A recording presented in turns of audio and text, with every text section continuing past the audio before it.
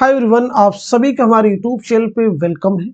आज की इस इम्पोर्टेंट क्लास में हम बात करने वाले हैं यूजीसी नेट उर्दू से रिलेटेड कुछ वेरी इंपॉर्टेंट क्वेश्चंस के बारे में। ये सभी क्वेश्चन आपके रियल एग्जाम में बहुत ही इंपॉर्टेंट रोल प्ले कर सकते हैं। तो अगर आप चैनल पे नए हैं तो चैनल को जरूर सब्सक्राइब कीजिएगा। अगर आप हमारे टेलीग्राम चैनल को ज्वाइन करना चाहते हैं, वीडियो के डिस्क्रिप्शन बॉक्स में आपको हमारे टेलीग्राम चैनल का लिंक मिल जाएगा। वहां से सीधे आप हमारे टेलीग्राम चैनल को ज्वाइन कर सकते हैं और अपने एग्जाम की अच्छी प्रिपरेशन कर सकते हैं। तो चलिए शुरू करते हैं आज की इंपॉर्टेंट क्लास। इस क्लास की खुसूसियत यह है कि इसमें न सिर्फ हम आपको क्वेश्चन के आंसर बतलाते हैं, बल्कि उसी के साथ साथ में दूसरे इंपॉर्टेंट फैक्ट्स भी आपके साथ में हम क्लियर करते हैं। तो शुरू करते हैं आज की ये इंपॉर्टेंट क्लास। आज की इस क्लास का हमारा पहला क्वेश्चन है, माहिरीन लिसानियात ने हिंदुस्तान में हिंद आर्याई जुबानों को कितने अदवार में तकसीम किया है? तो आप मुझे बताइएगा इस क्वेश्चन का सही जवाब क्या हो जाएगा। ऑप्शन जो आपके पास में दिए गए हैं 12 हैं, 5 हैं, 3 हैं, 7 हैं। तो आप मुझे बताएंगे इस क्वेश्चन का सही जवाब क्या हो जाएगा, करेक्ट आंसर क्या हो जाएगा। आई होप सब लोगों ने आंसर कर लिया होगा। तो इस सवाल का सही जवाब हो जाएगा तीसरा, यानी 3 अदवार में तकसीम किया है। तो ये 3 जो अदवार में तकसीम किया है, तो ये 3 दौर कौन कौन से हैं, जरा इन्हें नोट कर लीजिएगा। पहला जो है इसमें कदीम हिंद आर्याई, क्या नाम बताया हमने, कदीम हिंद आर्याई दौर।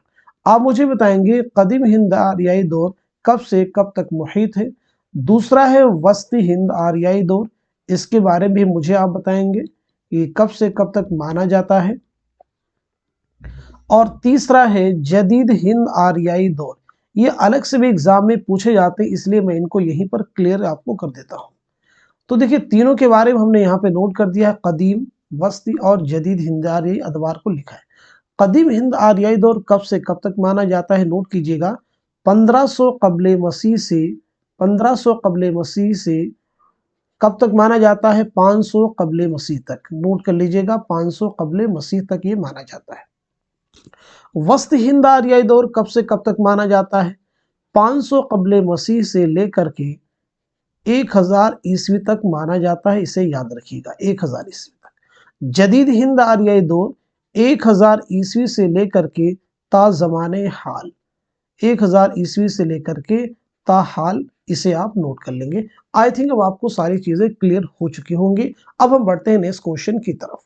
देखिए बहुत ही इंपॉर्टेंट क्वेश्चन है। जो पिछला क्वेश्चन था वहां पे हमने आपसे डिटेल में बता दी, यहाँ पे उसी क्वेश्चन को दूसरी तरीके से एग्जाम में फॉर्म किया गया, यानी क्वेश्चन का आंसर तुम आपको बता चुके हैं, लेकिन उसकी फॉर्मेशन देखिए यहाँ पे बदल चुकी है। क्वेश्चन हम रीड करते हैं आपके सामने। जेल में दिए गए बयानात को गौर से पढ़िए और सही बयानात को निशान जद कीजिए। इसीलिए हमने आपसे कहा क्वेश्चन बहुत इंपॉर्टेंट है। पहला बयान है, वस्त हिंद आर्याई 500 कबल मसीह से 1000 ईस्वी तक का जमाना है। दूसरा, कदीम हिंद आर्याई 1000 कबल मसीह से 500 कबल मसीह का जमाना है। तीसरा बयान है, जदीद हिंद आर्याई 1000 ईस्वी से 2000 ईस्वी तक का जमाना है।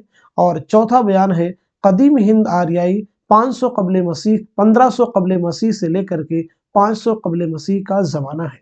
तो आप मुझे बताएंगे सही जवाब की निशानदेही कीजिएगा, यानी इसका जवाब क्या होगा, जल्दी से सब लोग आंसर कर दीजिएगा। तो इस सवाल का सही जवाब क्या हो जाएगा, मार्क कीजिएगा, दूसरा ऑप्शन हो जाएगा, यानी इसमें पहला दुरुस्त है और साथ साथ में चौथा दुरुस्त है।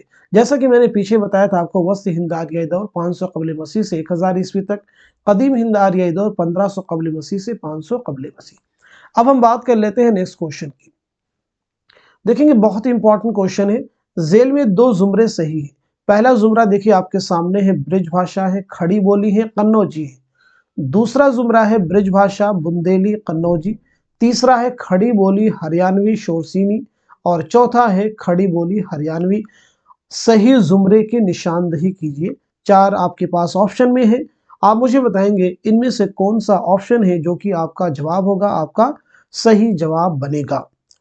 आई होप सब लोगों ने क्वेश्चन को अच्छे से रीड कर लिया होगा और सही जवाब तक आपके रिसाई भी हो चुकी होगी। तो मैं उम्मीद करता हूं कि इस सवाल का सही जवाब आपको बता दिया जाए।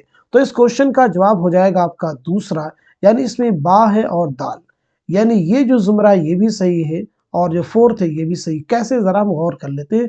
ब्रिज भाषा, बुंदेली, कन्नौजी यहाँ पे दिया गया है और यहाँ पे खड़ी बोली और यहाँ पे हरियाणवी। आप सबको मालूम है कि मगरबी हिंदी में 5 बोलियां शामिल हैं, जैसा कि मैंने आपको पिछली क्लासेस में बताया भी है कि मगरबी हिंदी में कितनी बोलियां शामिल है। 5 बोलियां कौन कौन सी हैं? ब्रिजभाषा, बुंदेली, कन्नौजी, खड़ी बोली, हरियाणवी, ये 5 बोलियां। इनको फिर इनके लहजे के आधार पर, यानी वो बोलियां जो ऊ का लहजा रखती हैं, उनको उनमें 3 बोलियां आती हैं मगरबी हिंदी की, यानी ये बोलियां ऊ का लहजा रखती हैं। और खड़ी बोली हरियाणवी ये आ का लहजा रखती हैं। इनके बुनियाद पर इनको 2 पार्ट्स में डिवाइड कर दिया गया है। तो बेसिकली आपको ये याद रखना है कि मगरबी हिंदी में कितनी बोलियां शामिल हैं? 5। कौन कौन सी हैं? नाम आपके सामने है। फिर इनको फर्दर 2 पार्ट्स में डिवाइड कर दिया गया है, और 2 पार्ट्स ये किन बेसिस पे, किस आधार पे? तो आप रखेंगे ऊ और आ इनके लहजे के आधार पे। अब हम बात कर लेते हैं नेक्स्ट क्वेश्चन की। जेल में 2 जुमरे सही हैं। पहला जुमरा आपके पास में हिंद आर्याई के 5 अदवार है, ये डॉक्टर सुदेश्वर वर्मा का कहना है। हिंद आर्याई के 3 अदवार है, ज्ञानचंद जैन का कहना है। आपको देखना है सही है या नहीं सही है। मगरबी हिंदी की 5 बोलियां हैं, गुरेर सिंह का है। जदीद हिंद आर्याई के 3 शाखे हैं, गुरेर सिंह। सही जुमरे की निशानदही कीजिए। आप मुझे बताइएगा इस क्वेश्चन का सही जवाब क्या हो जाएगा, करेक्ट आंसर क्या हो जाएगा। आई होप सब लोगों ने इस क्वेश्चन को अच्छे से रीड कर लिया होगा और सही जवाब तक आपकी रिसाई भी हो चुकी होगी। तो अब मैं आपको बता देता हूँ, इस क्वेश्चन का जवाब हो जाएगा पहला, यानी इसमें जो अलिफ है यानी फर्स्ट जो जुमरा है वो सही है, और साथ साथ में जीम यानी तीसरा जुमरा, ये दोनों दुरुस्त है। बाकी हिंद आर्याई के 3 अदवार हैं, ये भी दुरुस्त नहीं है। जदीद हिंद आर्याई के 3 शाखें, ये भी दुरुस्त नहीं है। तो अब यहाँ पे एक चीज हम आपको क्लियर कर देते हैं कि हिंद आर्याई के जो 5 अदवार हैं, मगरबी हिंदी की 5 बोलियां आपको वैसे भी क्लियर हो चुकी हैं। हिंद आर्याई के 5 अदवार हैं डॉक्टर सुदेश्वर वर्मा के मुताबिक। तो ये 5 अदवार कौन कौन से हैं, जरा इन्हें आप नोट कर लीजिएगा। पहला जो दौर है वो है वैदिक मंजिल, नोट करेंगे, बहुत ध्यान से आप सुनिएगा, वैदिक मंजिल। दूसरा जो इसका दौर है अहदे पाननी की मंजिल, नाम लिखेंगे इसलिए मैं आपको साफ साफ लिखने की कोशिश कर रहा हूँ। अहदे पाननी की मंजिल, ये आप याद रखेंगे। तीसरा जो दौर है इनके मुताबिक वो है रिजमिया मंजिल, नाम लिख लीजिएगा, रिजमिया मंजिल। और जो चौथा दौर है वो है दुनियावी मंजिल, लिख लीजिएगा, दुनियावी मंजिल, ये चौथा है। पांचवा दौर कौन सा है, इसे भी नोट करेंगे, टकसाली मंजिल। टकसाली जो मंजिल है ये 5वां दौर है, किनके मुताबिक? डॉक्टर सुदेश्वर वर्मा के मुताबिक। उम्मीद करता हूं ये क्वेश्चन आपको क्लियर हो चुका होगा। नेक्स्ट क्वेश्चन देखिएगा, आपके सामने है, जुबान के साइंसी तरीके से मुताले को क्या कहते हैं? पहला ऑप्शन आपके पास में नहवियात है, दूसरा मानियात है, तीसरा लिसानियात है, और चौथा सरफियात है। तो आप मुझे बताएंगे इस क्वेश्चन का सही जवाब क्या हो जाएगा। तो इस सवाल का सही जवाब हो जाएगा तीसरा, यानी लिसानियात। अब यहाँ पे हम बात कर लेते हैं नहवियात किसे कहते हैं, मानियात किसे कहते हैं, और साथ साथ में सरफियात किसे कहते हैं। तो सबसे पहले नोट करेंगे आप सब, नहवियात किसे कहते हैं। नहवियात का मतलब है किसी जुबान में अल्फाज की मखसूस और बामाना तरतीब, यानी किसी जुबान में अल्फाज की मखसूस और बामाना तरतीब को क्या कहते हैं? नहवियात कहते हैं। अब हम बात कर लेते हैं मानियात किसे कहते हैं। लफ्ज़ों और जुमलों के मतालिब और मानी का मुताला मानियात कहलाता है। एक बार फिर रिपीट कर देता हूँ, लफ्ज़ों और जुमलों के मतालिब और मानी का मुताला मानियात कहलाता है। अब हमारे पास बचा क्या? सरफियात। तो देखेंगे सरफियात किसे कहते हैं। सरफियात को उर्दू में मारफीमियात भी कहते हैं, याद रखेंगे, मारफीमियात भी इसे कहते हैं, याद रखेंगे, मारफीमियात भी कहते हैं। इसका मतलब क्या है? यहाँ अल्फाज की साख्त यानी उसकी बनावट, उसके उसूल व कवायद और उसके इस्तेमाल से बहस की जाती है। उम्मीद करता हूँ चारों चीज़ें आपको क्लियर हो चुकी होंगी। नेक्स्ट क्वेश्चन देखेंगे, आपके सामने है, बहुत इंपॉर्टेंट क्वेश्चन है। दर्ज झेल बयानात को गौर से पढ़िए और सही बयानात को कलम जद कीजिए। पहला बयान आपके सामने है, इंशाअल्लाह खां इंशा उर्दू के अरबी, फारसी और तुर्की और ब्रिज भाषा पर मुश्तमिल होने के कायल हैं। दूसरा बयान है, इमाम बख्श साहबाई ने उर्दू को शाहजहांआबाद में फारसी और हिंदी के खला मिला यानी इख्तिलात से मुरवज होने वाली बोली करार दिया है। तीसरा बयान है, मुहियुद्दीन कादरी जोर का कहना है कि हिंदुस्तान की जदीद जुबानों की पैदाइश प्राकृतों से नहीं अपभ्रंशों से हुई है। चौथा बयान है महमूद शिरानी उर्दू पर हरियाणवी के असरात के कायल हैं। दुरुस्त जवाब की निशानदेही कीजिएगा। तो जल्दी से सब लोग बताएंगे इस क्वेश्चन का सही जवाब क्या हो जाएगा। आई होप सब लोगों ने आंसर कर लिया होगा। तो इस सवाल का सही जवाब हो जाएगा दूसरा, यानी पहला भी स्टेटमेंट सही है, दूसरा भी सही है, तीसरा भी सही है, फोर्थ ये सही नहीं है। महमूद शिरानी उर्दू पर हरियाणवी के असरात नहीं, बल्कि इनके मुताबिक उर्दू की पैदाइश पंजाब में हुई है, यानी पंजाब में हुई है, याद रखेंगे। चलिए अब हम बात कर लेते हैं, इसलिए आपकी किताब का भी नाम क्या है, पंजाब में उर्दू। तो पंजाब में उर्दू किसकी तसनीफ है, याद रखिएगा महमूद शिरानी। अब हम बात कर लेते हैं नेक्स्ट क्वेश्चन की। बहुत इंपॉर्टेंट देखें क्वेश्चन आपके सामने है। दर्ज झेल बयानात को गौर से पढ़िए और सही बयानात को कलम जद कीजिए। बहुत ही इंपॉर्टेंट क्वेश्चन हम आपके सामने ला रहे हैं, इसलिए इस सेशन को जरूर आप लाइक कीजिएगा। और जो भी आपके साथ में जुड़े हुए लोग हैं और यूजीसी नेट की प्रिपरेशन कर रहे हैं या उर्दू के किसी भी एग्जाम की तैयारी कर रहे हैं, तो डेफिनेटली ये सभी क्वेश्चन कहीं ना कहीं उनके लिए भी हेल्पफुल साबित होंगे। पहला बयान है रजब अली बेकसुरूर ने लिखा कि उर्दू अकबर के अहद में पैदा हुई और शाहजहां के जमाने में उसने फरोग पाया। दूसरा बयान है ज्ञानचंद जैन ने मगधी को उर्दू की असल करार दिया। तीसरा है मौलवी अब्दुल हक का मानना है कि अहले मुल्क और सूफियाए किराम के मेल और इर्तिबात से उर्दू पैदा हुई है।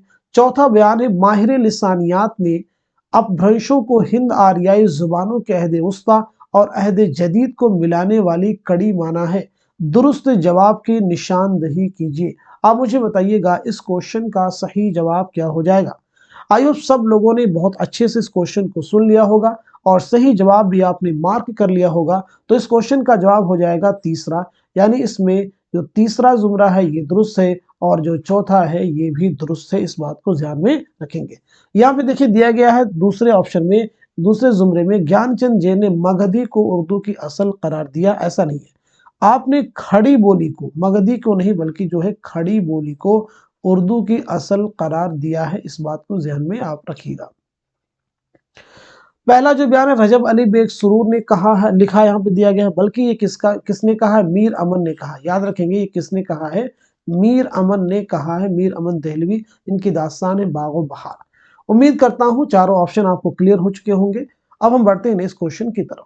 बहुत इंपॉर्टेंट देखिए क्वेश्चन है, दर्ज झेल बयानात को गौर से पढ़िए और सही बयानात की शनाख्त करके कलम जद कीजिए। पहला बयान है सैयद सुलेमान नदवी ने उर्दू का इब्तदाई सरचश्मा ब्रिज भाषा को करार दिया है।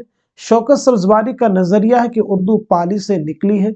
सुनीति कुमार चटर्जी का मानना है कि अगर मुसलमान हिंदुस्तान में ना आती तब भी जदीद हिंद आर्याई जुबानों की पैदाइश हो जाती, लेकिन उनके अदबी आगाज व इर्तिका में जरूर ताखीर हो जाती।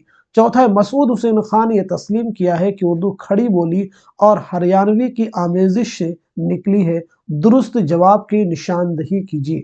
तो आप सब मुझे बताएंगे इस क्वेश्चन का सही जवाब क्या हो जाएगा, करेक्ट आंसर क्या हो जाएगा। तो आपका जवाब हो जाएगा फोर्थ, यानी इसमें दूसरा भी सही है, तीसरा भी सही है और चौथा भी सही है, पहला सही नहीं है। सैयद सुलेमान नदवी ने उर्दू का इब्तदाई सरचश्मा ब्रिज भाषा को नहीं बल्कि इनके मुताबिक उर्दू की इब्तदा कहाँ से हुई है, सिंध से हुई है, क्योंकि मुसलमानों की आमद सबसे पहले सिंध में हुई है। नेक्स्ट क्वेश्चन देखेंगे आपके सामने, उर्दू की जाय पैदाइश से मुतालिक जेल में दो जुमरे सही है। सिंध के सामने देखेंगे दिया गया मसूद हुसैन खान, दिल्ली के सामने महमूद शिरानी है, दक्कन के सामने नसीरुद्दीन हाशमी है, उड़ीसा के सामने सुहेल बुखारी है। सही जुमरे की निशानदेही कीजिएगा। तो आप सब मुझे बताएंगे इस क्वेश्चन का सही जवाब क्या हो जाएगा। तो इस सवाल का सही जवाब हो जाएगा दूसरा, यानी इसमें जो तीसरा जुमरा है ये भी सही है और जो चौथा है ये भी सही है। तो स्टार्टिंग सिंध किसके मुताबिक है कि जाय पैदाइश उर्दू की, सैयद सुलेमान नदवी के मुताबिक है, याद रखिएगा। दिल्ली किसके मुताबिक है, तो दिल्ली किसके मुताबिक है, मसूद हुसैन खां के मुताबिक। दिल्ली और उसके गिरदो नवाह, याद रखिएगा। चलिए अब हम बात कर लेते हैं नेक्स्ट क्वेश्चन की। पैदाइश के एतबार से जेल में दो जुमरे सही है। बहुत ही इंपॉर्टेंट क्वेश्चन है। पहला जुमरा आपके पास में है, दूसरा है, तीसरा है और चौथा है।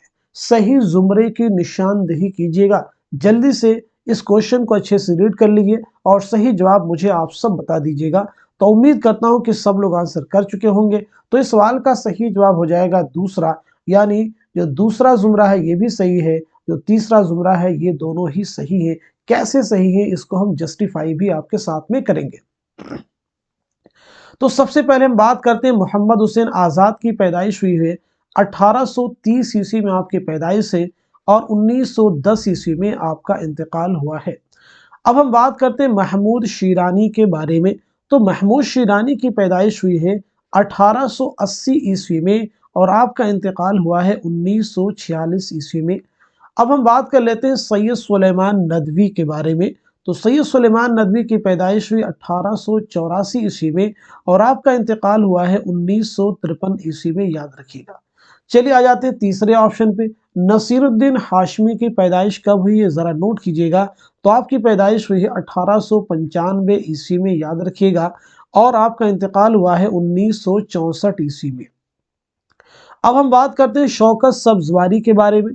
तो शौकत सब्जवारी की पैदाइश हुई है 1908 ईस्वी में, याद रखिएगा 1908 में, और आपका इंतकाल हुआ है 1973 ईस्वी में।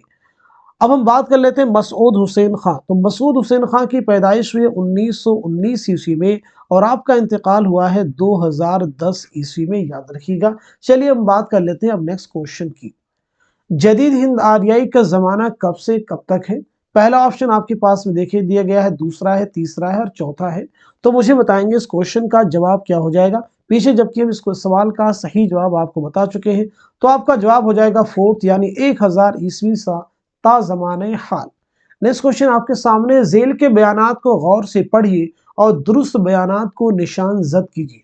पहला बयान है, संस्कृत पर लगाई गई पाबंदियों के नतीजे में वजूद में आने वाली जुबान को अपभ्रंश कहते हैं। वस्ती हिंद आर्याई के दौर में अवाम की बोली के अदबी रूप को प्राकृत कहते हैं। प्राकृतों के अदबी शक्ल अख्तियार कर लेने के बाद अवाम की बोल चाल की जुबान को अपभ्रंश कहते हैं।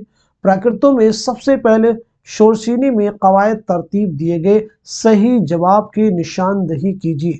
तो आप सब मुझे बताइएगा इस क्वेश्चन का सही जवाब क्या हो जाएगा, करेक्ट आंसर क्या हो जाएगा।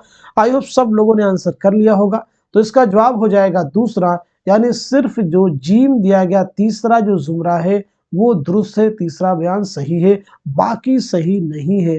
कैसे सही नहीं है, जरा इनके बारे में आप मुझे बताएंगे। यहाँ पे आपको एक चीज ध्यान रखनी होगी, ठीक है, आपको समझना होगा। देखिए, वस्त हिंद आर्याई के दौर में आवाम की बोली के अदबी रूप को प्राकृत कहते हैं, ठीक है, यहाँ पे दिया गया है। अब एक चीज समझेंगे, यहाँ पे संस्कृत पर लगाई गई पाबंदियों के नतीजे में वजूद में आने वाली जुबान को अपभ्रंश नहीं बल्कि क्या कहते हैं, प्राकृत कहते हैं। क्या कहते हैं, प्राकृत कहते हैं। इस बात को ध्यान में आप रखिएगा, क्योंकि प्राकृत के माने क्या है, फितरी जुबान के। जो संस्कृत पर जब पाबंदी लगाई तो उसके साथ साथ में ये जुबान वजूद में आई। इस बात को ध्यान में आप रखेंगे। तो यहाँ पे प्राकृत भी आपको क्लियर हो गया। अब देखेंगे चौथा जो ऑप्शन, प्राकृतों में सबसे पहले शोरसीनी में कवायद तरतीब दिए गए, नहीं, प्राकृतों में सबसे पहले महाराष्ट्री की कवायद मुरत्तब हुई। किसमें कवायद मुरत्तब हुई? प्राकृतों में सबसे पहले महाराष्ट्री में, याद रखेंगे, महाराष्ट्री प्राकृत में सबसे पहले कवायद तरतीब दिए गए। चलिए अब हम बात कर लेते हैं नेक्स्ट क्वेश्चन की। माहिरीन लिसानियात ने अदबी प्राकृतों को कितने किस्मों में तकसीम किया है? पहला ऑप्शन आपके पास में 12 है, दूसरा 5 है, तीसरा 8 है और चौथा 4 है। तो आप मुझे बताइएगा इस क्वेश्चन का सही जवाब क्या हो जाएगा। इस सवाल का सही जवाब हो जाएगा दूसरा, यानी 5 किस्मों में तकसीम किया है। कौन कौन सी है? महाराष्ट्री, शोरसीनी यानी मथुरा, मगधी, अर्ध मगधी और पेशाची, यानी कश्मीर और पंजाब का इलाका पेशाची। तो ये 5 प्राकृत हैं जिन्हें आपको याद रखना होगा। नाम क्या क्या एक बार रिपीट कर देते हैं, सब लोग लिखा भी करें, नोट भी कर ले। महाराष्ट्री, शोरशीनी, मगधी, अर्ध मगधी, पेशाची। हमारे साथ इसको रिपीट भी करने की कोशिश करें ताकि चीजें आपको देखते वीडियो याद हो जाए। अगला क्वेश्चन देखें आपके सामने, झेल के बयानात को गौर से पढ़िए और सही बयानात को निशान जद कीजिए। पहला ऑप्शन आपके पास में लहंदा मगरबी पंजाब की जुबान है। दूसरा मराठी, जो जुनूबी हिंदुस्तान की जदीद हिंद आर्याई जुबान से उसे शायरी और मौसीकी की जुबान भी कहा जाता है। पहली प्राकृत की अदबी शक्ल को पाली कहा जाता है। ब्रज भाषा को मगरबी हिंदी की नुमाइंदा बोली और शोरशीनी या ब्रज की सच्ची जानशीन कहा जाता है। सही जवाब की निशानदही कीजिए। तो आप मुझे बताइएगा इस क्वेश्चन का सही जवाब क्या हो जाएगा, करेक्ट आंसर क्या हो जाएगा। जल्दी से आंसर सब लोग कर दीजिएगा। तो इस सवाल का सही जवाब हो जाएगा फोर्थ, यानी इसमें जितने भी बयान दिए गए सभी दुरुस्त हैं, किसी के बारे में कोई भी गलत बयान नहीं दिया गया है, यानी सारे स्टेटमेंट इसमें क्या है, करेक्ट है। अब हम बात कर लेते हैं नेक्स्ट क्वेश्चन की, मशरकी हिंदी की कितनी बोलियां हैं। पहला ऑप्शन देखेंगे आपके पास में 5 है, दूसरा 3 है, तीसरा 8 है और चौथा 11 है। तो आप मुझे बताइएगा इस क्वेश्चन का सही जवाब क्या हो जाएगा। तो इस सवाल का सही जवाब हो जाएगा दूसरा, यानी 3 बोलियां हैं। मशरकी हिंदी में बिलखुसूस 3 बोलियां शामिल हैं। कौन कौन सी हैं, सब लोग आंसर कीजिएगा, जल्दी से सब लोग बताएंगे मशरकी हिंदी में कौन कौन सी बोलियां शामिल हैं। तो नोट कीजिएगा अवधी, एक बोली कौन सी, अवधी। दूसरी नोट करेंगे बघेली, बघेली याद रखेंगे, बघेली। तीसरी नोट कीजिएगा आप छत्तीसगढ़ी, छत्तीसगढ़ी जो है इसे भी नोट कर लीजिएगा, छत्तीसगढ़ी। तो ये मशरकी हिंदी में शामिल 3 बोलियों के नाम है, जरूर याद रखेंगे। अब हम बात करते हैं नेक्स्ट क्वेश्चन की। जेल में दिए गए बयानात को गौर से पढ़िए और दुरुस्त बयानात को निशान जद कीजिए। पहला बयान है ब्राशट अपभ्रंश गुजरात में राइज थी। मगधी मशरकी हिंदुस्तानियों की बोली थी जिसे आर्य हकारत की निगाह से देखते थे। अर्ध मगधी जो अवध और गौतम बुद्ध और महावीर जैन की प्राकृत थी, मगरबी हिंदुस्तानी उसे प्राच्या कहा करते थे। चौथा है महाराष्ट्री प्राकृत को मिसाली प्राकृत होने का शर्फ हासिल है। सही जवाब के निशानदही कीजिए, जल्दी से सब लोग आंसर बता दीजिए।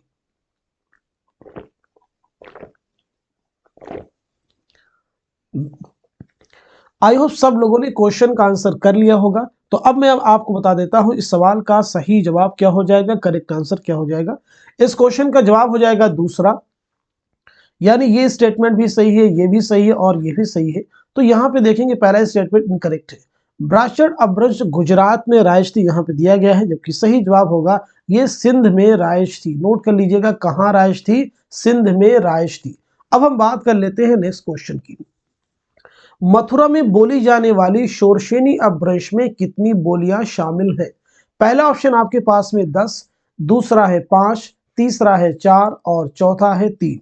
तो आप मुझे बता देंगे इस सवाल का सही जवाब क्या हो जाएगा। इस क्वेश्चन का करेक्ट आंसर हो जाएगा तीसरा, यानी 4 बोलियां शामिल है। इन 4 बोलियों के नाम भी आप मुझे बता सकते हैं कि मथुरा में शोरशेनी अपभ्रंश में कितनी बोलियां शामिल है, जल्दी से बता दीजिएगा। तो पहले नोट कीजिएगा खड़ी बोली, कौन सी बोली है, पहले खड़ी बोली नोट कर लीजिएगा सब लोग अच्छे से। इसके बाद में आप नोट करेंगे राजस्थानी, राजस्थानी भी नोट कीजिएगा आप सब। खड़ी बोली यानी हिंदुस्तानी। राजस्थानी के बाद में आप लिखेंगे पंजाबी यानी मशरकी, पंजाबी यानी मशरकी। और चौथी नोट करेंगे गुजराती और पहाड़ी बोलियां, गुजराती और पहाड़ी बोलियां। तो ये 4 बोलियां हैं जो शोरशेनी अपभ्रंश में शामिल है। अब हम बात कर लेते हैं नेक्स्ट क्वेश्चन की। जेल में 2 बयान सही है। पहला बयान आपके सामने, शोरशेनी प्राकृत मथुरा में बोली जाती थी जो संस्कृत के बाद आला तबके में सबसे ज्यादा मकबूल थी। दूसरा है आला तबके के लोग पाली बोलते थे। तीसरा है पाली को जदीद मागधी भी कहा जाता है। पेशाची कश्मीर और पंजाब के इलाके की प्राकृत थी। सही जवाब की निशानदही कीजिए। तो आप सब मुझे बताइएगा इस सवाल का सही जवाब क्या हो जाएगा। इस क्वेश्चन का करेक्ट आंसर हो जाएगा दूसरा, यानी इसमें पहला स्टेटमेंट सही है और साथ साथ में फोर्थ जो स्टेटमेंट है ये भी करेक्ट है। तो दूसरा क्यों नहीं सही है, याद रखेंगे आला तबके के लोग पाली नहीं बोलते थे, बल्कि पाली जो है आवाम की बोली थी। पाली किसकी बोली थी, आवाम की बोली थी, याद रखेंगे। तीसरा स्टेटमेंट कह रहा है पाली को जदीद मागधी भी कहा जाता नहीं, पाली को कदीम मागधी भी कहा जाता है। नोट कर लीजिएगा, पाली को कदीम मागधी भी कहा जाता है। अब हम बात करते हैं नेक्स्ट क्वेश्चन की। जेल में 2 जुमरे सही है। पहला जुमरा खड़ी बोली राजस्थानी पंजाबी गुजराती, दूसरा आसामी बंगाली उड़िया बिहारी, तीसरा अवधी बघेली छत्तीसगढ़ी मराठी और चौथा है लेहंदा सिंधी हरियाणवी कन्नौजी। तो आप मुझे बताइएगा इस क्वेश्चन का सही जवाब क्या हो जाएगा, करेक्ट आंसर क्या हो जाएगा। तो इस सवाल का सही जवाब हो जाएगा आपका पहला, यानी इसमें जो है पहला जो जुमरा है ये भी सही है और साथ साथ में जो दूसरा जुमरा है ये भी दुरुस्त है। बाकी दो जुमरे हैं ये इनकरेक्ट है, इस बात को जहन में आप रखिएगा, बहुत ही इंपॉर्टेंट है। देखिए खड़ी बोली राजस्थानी, पंजाबी, गुजराती ये किसके जेल में आते हैं, तो याद रखेंगे शोरशीनी अपभ्रंश के बोलियां हैं। आसामी, बंगाली, उड़िया, बिहारी ये किसकी बोलियां हैं, मागधी अपभ्रंश की, याद रखेंगे ये शोरशीनी अपभ्रंश की, ये मागधी अपभ्रंश की बोलियां हैं, इस बात को ध्यान में रखेंगे। बाकी जो दो जुमरे दिए गए हैं इसमें गड़बड़ कर दिए गए हैं, गड़बड़ी है, तो ये दोनों जुमरे इनकरेक्ट हो जाएंगे। अब हम बात कर लेते हैं नेक्स्ट क्वेश्चन की, जो कि लास्ट क्वेश्चन है। जेल में दिए गए बयानात को गौर से पढ़िए और सही बयानात को कलम जद कीजिएगा। पहला है द्राविड़ी की मशहूर शाखें तमिल, तेलुगु, कन्नड़ और मलयालम है। मसूद हुसैन खां के मुताबिक हिंदुस्तान में आर्यों के दाखिला की तारीख 1500 कबल मसीह मुकर्रर की जा सकती है। वस्ती एशिया से आने वाले आर्या पाली बोलते थे। आर्याई का पहला मुस्तनद नक्श ऋग्वेद है। सही जवाब की निशानदही कीजिए। तो आप सब मुझे बताएंगे इस क्वेश्चन का जवाब क्या हो जाएगा। तो इस सवाल का सही जवाब हो जाएगा फोर्थ, इसमें पहला जुमरा भी दुरुस्त है, दूसरा भी दुरुस्त है और चौथा भी, तीसरा नहीं सही है। कैसे या नहीं सही बात कर लेते हैं। वस्ती एशिया से आने वाले आर्या पाली नहीं बोलते थे, बल्कि ये हिंद यूरोपीय जुबान बोलते थे। कौन सी जुबान बोलते थे, हिंद यूरोपीय जुबान बोलते थे। नोट कर लेंगे सही करके।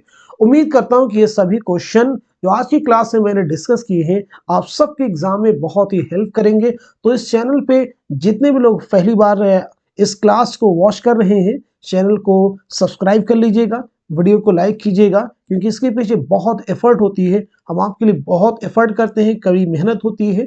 तो आप सभी से एक तरह से रिक्वेस्ट है कि इस वीडियो को जितने भी लोग इस तरह की क्लासेस के मुंतजर हैं, बहुत सारे लोग ऐसे हैं जिन तक अभी हमारे चैनल की रीच नहीं हो पाई है, और उन तक इस चैनल को पहुंचाइए, ताकि इस तरह की क्लासेस की प्रैक्टिस वो भी कर सकें जैसे आप सब कर रहे हैं। तो आज के सेशन में बस इतना ही रखते हैं, मिलते हैं अगली क्लास में, तब तक के लिए खुदा हाफिज, अपना ख्याल रखिएगा।